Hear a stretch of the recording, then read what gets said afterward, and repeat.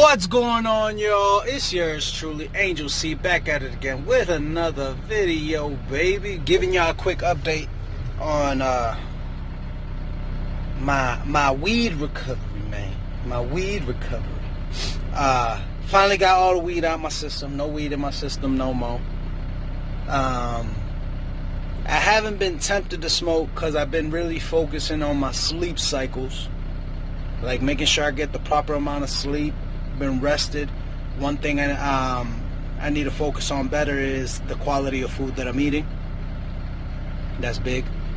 Been listening to a lot of audiobooks on like the power of habits, the atomic habit, many habits, because you know at the end of the day your life is formed up of the sum of your habits or lack thereof. So yeah, man, I've been trying to steer clear from smoking the bud, and it's been working. Like I've had people in front of me smoking. Honestly, it's getting to the point where the stench, the smell starts getting irritable. You know what I mean?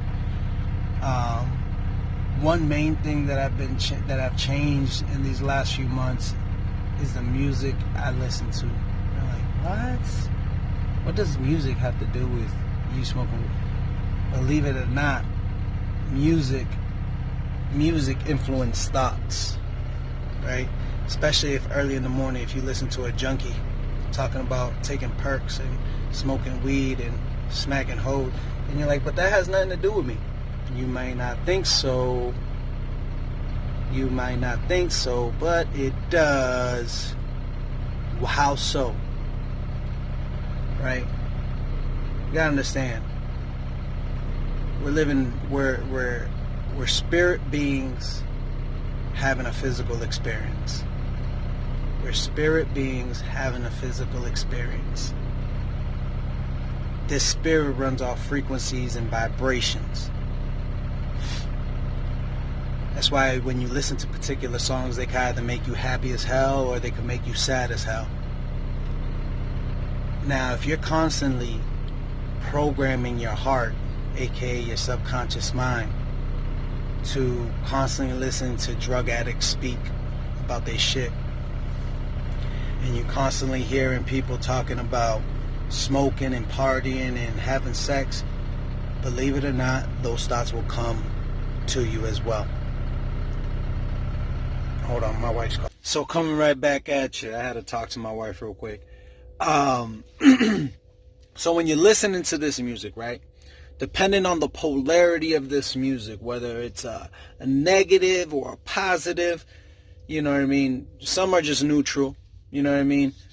But if you're constantly hearing this, all the lyrics, all the vibrations, all the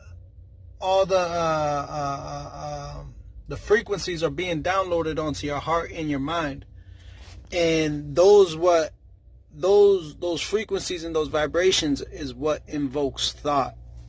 And then that's when you have magnetism, right? So say if you're going through a hard time, right? You're going through a terrible time in your relationship, right?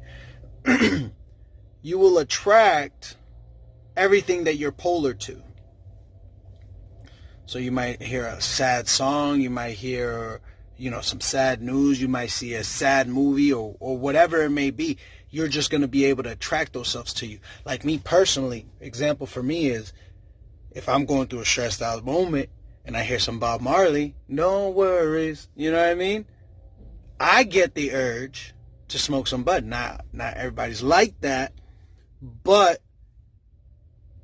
it can be like that. And it's so subtle you won't even realize, and you think it's your own thoughts. But it's not even your own thoughts. They're just thoughts that have been subconsciously planted into your mind. You know what I mean? So, that's my take on it.